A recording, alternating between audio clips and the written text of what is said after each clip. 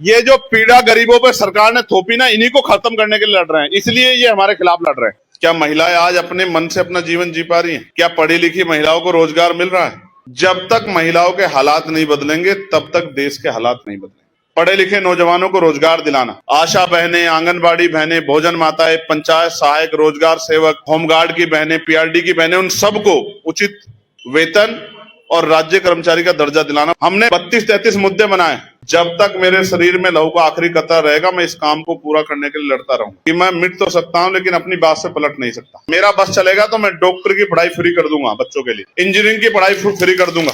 जब हमें जान की परवाह नहीं, मुकदमे की परवाह करेंगे हम लोग। अगर सुरक्षा छोड़नी पड़े, घर छोड़ना पड़े, सारे सुख त्यागने पड़े, सब करके भी मैं इस लड़ाई को आपके सहयोग से लड़ूंगा। आज कह रहा हूं, ये बिजली का जो बिल जो है ना, 4-5 हजार रुपए देना पड़ रहा है। जिस दिन राजकाज बनेगा, इस बिजली के बिल को वापस 400-500 रुपए पर लाकर रख देंगे। मैं आपको आज कह रहा हूं इस बात में। कई प्रदेशों में घूम के मैं कह सकता हूं कि अगर सबसे बुरी स्थिति है किसी की, तो वो महिला। और संविधान के आने के बाद महिलाएं आगे भी बढ़ी हैं, ऐसी बात नहीं कि आगे नहीं बढ़ी। बहुत सारी महिला आगे बढ़ी हैं, कुछ डॉक्टर बनी हैं, कुछ इंजीनियर बनी हैं। हमारे यहाँ डीएम महिला है, हमारे यहाँ आईडीएम महिला है, कुछ आईएएस आईपीएस भी बनी है, कोई वकील बनी है, कुछ जज बनी है। जिन्होंने शिक्षा को माना है वो आगे बढ़ी है।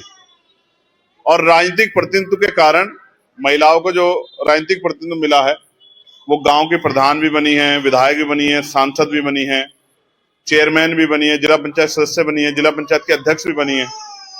बहुत सारे पदों पे वो गई।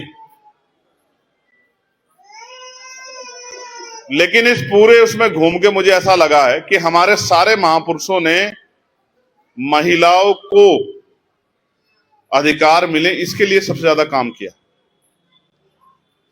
कि महिलाओं को अधिकार मिले। क्या आज महिलाएं अधिकार प्राप्त कर चुकी हैं? क्या महिलाएं आज अपने मन से अपना जीवन जी पा रही हैं? क्या पढ़ी लिखी महिलाओं को रोजगार मिल रहा है? क्या आज भी न्यूनतम वेतन का लाभ महिलाओं को मिल रहा है? तो जवाब है नहीं। मैं जब देश भर में घूमता हूं तो मुझे महसूस होता है कि अभी भी हमें महिलाओं के लिए ज्यादा काम करने की आवश्यकता है। और महिला का जीवन बदलेगा तो 3 पीढ़ियों का जीवन बदल जाएगा। अगर महिला पढ़ जाएगी, महिला रोजगार हासिल कर लेगी, तो वो अपने मायके के हालात भी बदलेगी। और अगर महिला पढ़ लिख के जिस परिवार में जाएगी, उस ससुराल के भी हालात बदलेगी। और फिर अपने आने वाले बच्चों का भविष्य भी अच्छा बनाएगी। और जितने हमारे महापुरुष हैं उनको आप देखोगे, बाबा साहब अम्बेडकर हों, राष्ट्रपिता ज्योतिबा फूले हों, छत्रपति साहू जी महाराज हों, शिवाजी महाराज हों, मां सावित्रीबाई फूले हो, तमाम हमारी महापुरुषों ने, संत गाडगे जी महाराज हो, महिलाओं की शिक्षा, महिलाओं की तरक्की पे ज्यादा काम किया। जब तक महिलाओं के हालात नहीं बदलेंगे तब तक देश के हालात नहीं बदलेंगे। तो महिलाओं के हालात बदलने के लिए बहुत बुनियादी काम करने पड़ेंगे।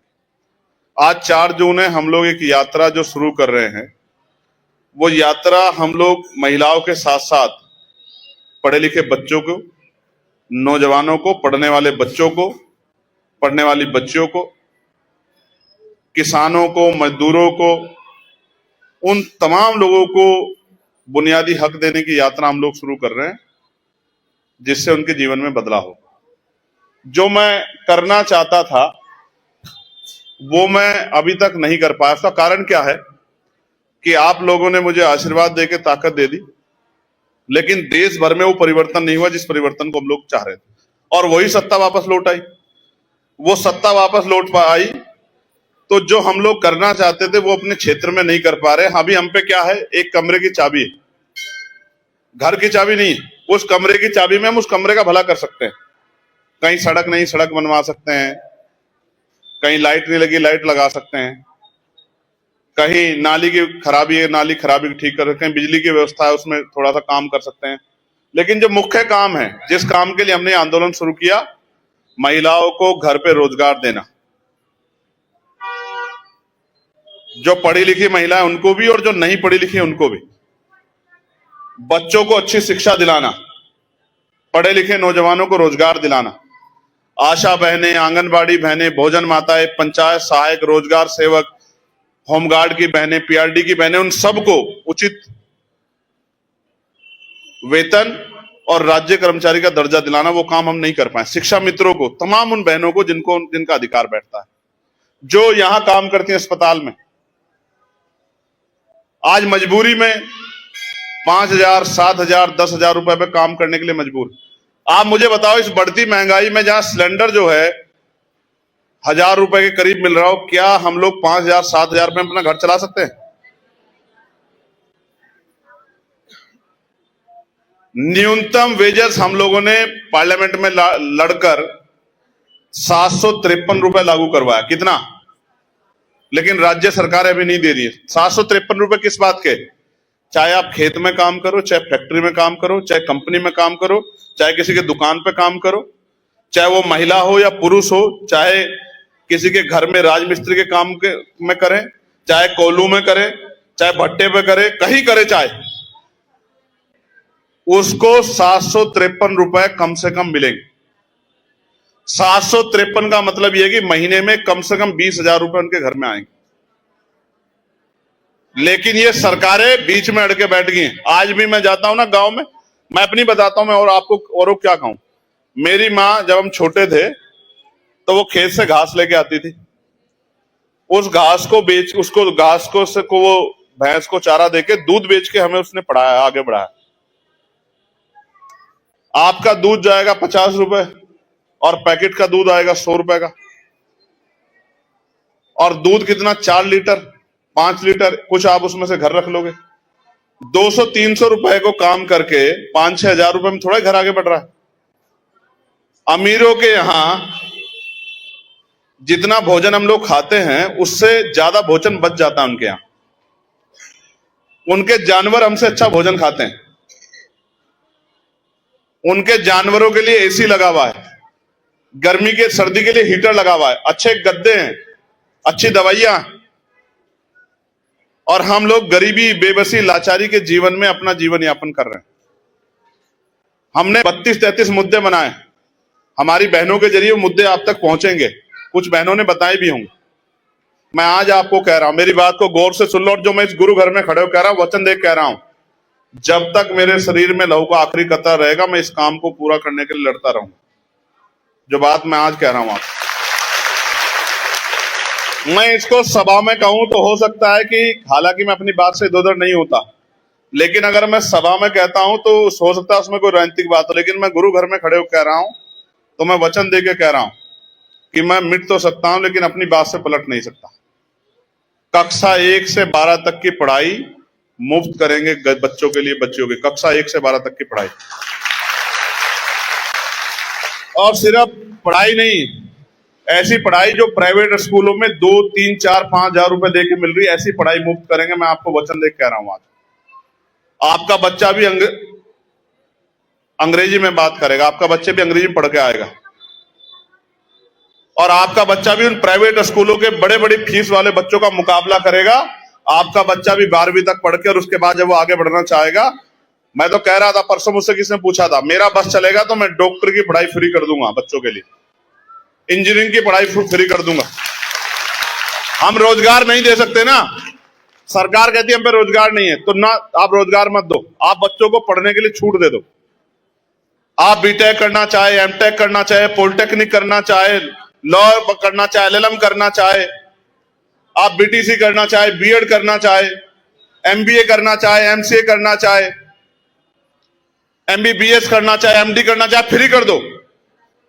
आप मत दो रोजगार, आपके रोजगार की जरूरत नहीं है हम पे। अगर सरकार नहीं देखना चाहती गरीबों की तरफ, मत देखे, आप हमारे बच्चे को काबिल बना खड़ा कर दो, पूरी दुनिया में वो रोजगार कर सकता, मैं उस बात की गारंटी दे सकता हूं आपको, पूरी दुनिया में। अगर किसी का बच्चा डॉक्टर हो और उसके घर में भूख के लिए आटे की या दाल की व्यवस्था ना हो, कोई हाथ उठा के मुझे बताओ। आपके पड़ोसी का बच्चा भी अगर डॉक्टर हो, आपके पड़ोसी का बच्चा भी अगर इंजीनियर हो, आपके पड़ोसी का बच्चा भी अगर वकील हो, आपके पड़ोसी का बच्चा भी अगर पत्रकार हो, आप मुझे कोई एक आदमी बताए कि उनके घर में रोटी के लाले पड़ रहे हैं क्या? मैं बहुत जिम्मेदारी से आपको कह रहा हूं, ये सरकार सब कुछ दे सकती है, शिक्षा नहीं देगी, और हम ये मानते हैं बिना शिक्षा के हमारा भला नहीं होगा। जो बच्चे तैयारी कर रहे हैं कंपटीशन की, उनके लिए हम लोग कोचिंग सेंटर खोलेंगे और मुफ्त कोचिंग सेंटर खोलेंगे और बेहतर से बेहतर टीचर रख के उनकी परीक्षा की तैयारी करवाएंगे कि उनकी नौकरी के बीच में कोई अड़चन ना आए। मेरी बात को आप याद रखना। हम बड़े बड़े उद्योग धंधे लाके इस क्षेत्र में स्थापित करेंगे और हर क्षेत्र में स्थापित करेंगे, जिससे घर के पास में ही 18, 20, 25 हजार रुपए का रोजगार बेटियां कर सकें, जिससे उनको कर्ज ना लेना पड़े, जिससे उनको किसी आगे हाथ ना फैलाना पड़े, जिससे उनको किसी और तरह की परेशानी का सामना ना करना पड़े। हम चिकित्सा व्यवस्था को मजबूत करेंगे और गरीबों के हित में करेंगे। आज क्या है, बीमार हो जाएगा, अच्छे डॉक्टर को दिखाना, जान बचानी, तो कहां भागेंगे बताओ ईमानदार? सरकारी अस्पताल में, प्राइवेट अस्पताल में? क्यों नहीं जाते सरकारी में? सरकारी के डॉक्टर की तनख्वाह ज्यादा है, क्यों नहीं जाते? पता है क्यों? ना डॉक्टर साहब मिल रहे हैं, ना दवाइयां हैं, ना टेस्ट करते, वो दवाइयां बाहर से लिख देते हैं, ना सुविधाएं हैं, ना बिजली का पंखा है, ना एसी है, ना अस्पताल में बैठने की जगह है, ना नर्स है भी हमारी बहन, ना कंपाउंडर है। दवाइयों के जो मानक इतने घटिया क्वालिटी के हैं कि उनसे आदमी इलाज की जगह, ठीक की जगह बीमार हो जाए। ये सारी चीजें बदलनी पड़ेंगी, क्योंकि अगर ये नहीं बदली तो गरीबों को उनके बजट में इलाज नहीं मिलेगा, और इलाज नहीं मिलेगा तो पैसे की कमी के कारण लोगों की जान जाती रहे, किसी को कोई फर्क नहीं पड़ेगा। इसलिए इसको बदलना पड़ेगा। बताओ बदलना पड़ेगा नहीं पड़ेगा? बताओ। आप नहीं चाहते कि आप चाहते आपको उधार लेना पड़े अपने बच्चों किसी के इलाज के लिए? मैं तो सदगुरु जी से प्रार्थना करूंगा कि आपके यहाँ कोई बीमारी ना हो, लेकिन अगर बीमार हो जाए तो किसी की जेब भी तो ना कटे ना। हम सारा पैसा लगा देते हैं परिवार के ऊपर, कैसे? इलाज में, और हमारा आदमी भी नहीं बचता और हमारा पैसा भी सब कुछ चला जाता है, हमारी जमीन भी चली जाती है, हमारे गहने भी चले जाते हैं। कब तक जेब कटती रहेगी? मैं आपको फिर कह रहा हूं, मैंने कहा आशा, आंगनबाड़ी, भोजन माता, पंचायत सहायक, जितनी बहनें हैं, जो बहनें आज 2000, 2500, 3000, आशा बहनों से पूछ लेना, 5000 में काम करती है, एक साल रुक जाओ, ताकत बनने दो, 20,000 रुपए से कम वेतन नहीं होगा किसी का। मेरी बात को आप याद रखना। और मैंने फिर कहा न्यूनतम वेजेस लागू करा देंगे, हम एडी चोटी का जोड़ लगा लें। गर्मी से नहीं डरते हम। अभी देखो कितनी शानदार गर्मी, इसी गर्मी में हम लोग संघर्ष करेंगे। देखो मैं आज कह रहा हूं, अगर मुझे अपनी जान की या मेरे साथियों को अपनी जान की परवाह होती तो हम गर्मी में नहीं धक्के खा रहे होते। हमें अच्छी रोटी मिल रही है, लेकिन जब हमारे पड़ोस में हम देखते हैं कि हमारे परिवार को अच्छी रोटी नहीं मिल रही तो हमें तकलीफ होती है। जब हम इस बात को लड़ रहे हैं तो ये सरकारें हमारे खिलाफ लड़ रही हैं। आज क्या हो रहा है, हमारे बैनर फाड़ दिए, हमारी बसें रोक रहे हैं। आपने देखा नहीं देखा? बसें रोक रहे हैं। क्यों रोक रहे हैं? हम कोई अपराध कर रहे हैं क्या? क्या हम पहले हैं ऐसा आदमी जो कोई कार्यक्रम कर रहे हैं? आप समझो, ये इतना जुल्म कर रहे हैं, परमिशन, हमारी परमिशन की कॉपी दबा के बैठे हैं, और ये हमें डरा रहे हैं। इनके मुकदमों डर रहे हैं क्या हम लोग? जब हमें जान की परवाह नहीं, मुकदमे की परवाह करेंगे हम लोग? ये लड़ाई हमारे लोगों के हक अधिकार की है। हम इसको जीवन का एक एक कतरा लगा के भी इसको लड़ाई को लड़ेंगे हम लोग। मैंने आज कहा है, अगर सुरक्षा छोड़नी पड़े, घर छोड़ना पड़े, सारे सुख त्यागने पड़े, सब करके भी मैं इस लड़ाई को आपके सहयोग से लड़ूंगा। और मैं आपसे सिर्फ और सिर्फ, आपने मुझे इज्जत दी, आपने मुझे सम्मान दिया, मेरे सर पे हाथ रखा, मुझे पैसे भी दिए, चुनाव भी लड़ाया, मेरे लिए मेहनत भी की। मेरा फर्ज बनता है कि मैं उस कर्ज को उतारूं। मैं रोज लड़ता हूं। एक बिजली के बिल का विषय आया था जो मेरे हाथ में, जो लोग पढ़े लिखे लोग वो जानते हैं मैं लोकसभा में क्या कर सकता हूं। आपके यहां प्रीपेड मीटर लग रहे थे, जबरदस्ती लग रहे थे ना?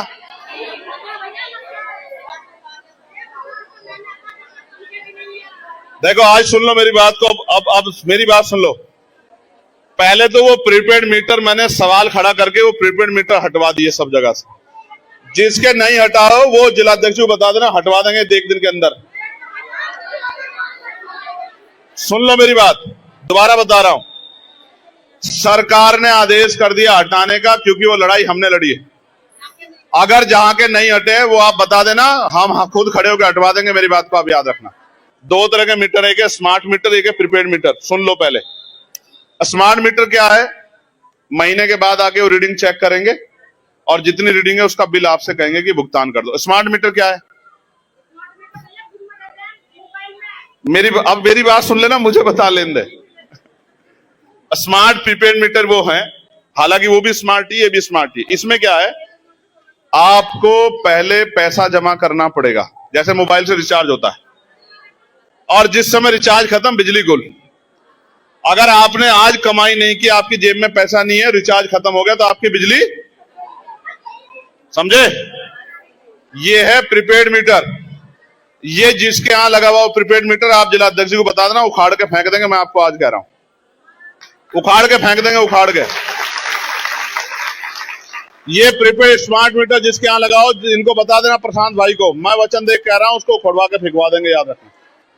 आज कह रहा हूं, ये बिजली का जो बिल जो है ना, 4-5 हजार रुपए देना पड़ रहा है। जिस दिन राजकाज बनेगा, इस बिजली के बिल को वापस 400-500 रुपए पर लाकर रख देंगे। मैं आपको आज कह रहा हूं इस बात को, याद।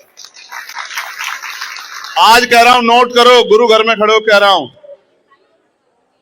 300 यूनिट बिजली फ्री देंगे। उसके बाद जिसका बिल आएगा, वो गरीब परिवार होगा, उसका बिजली का बिल माफ करके 400-500-600 रुपए में उसको 24 घंटे बिजली देंगे। मेरी बात को आप याद रखना, नोट कर लो इस बात को आप।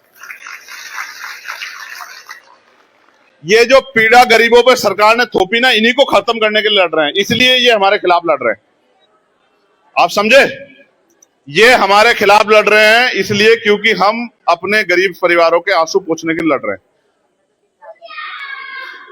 और सुनो, आज ये बात मंच पे नहीं कह रहा, इनको बता दूंगा, जिनका बिल, बिजली का बिल बहुत है ना, राजगाज बनने दो, सबका बिजली का बिल माफ कर देंगे, चिंता मत करो। मेरी बात को आप नोट कर लो।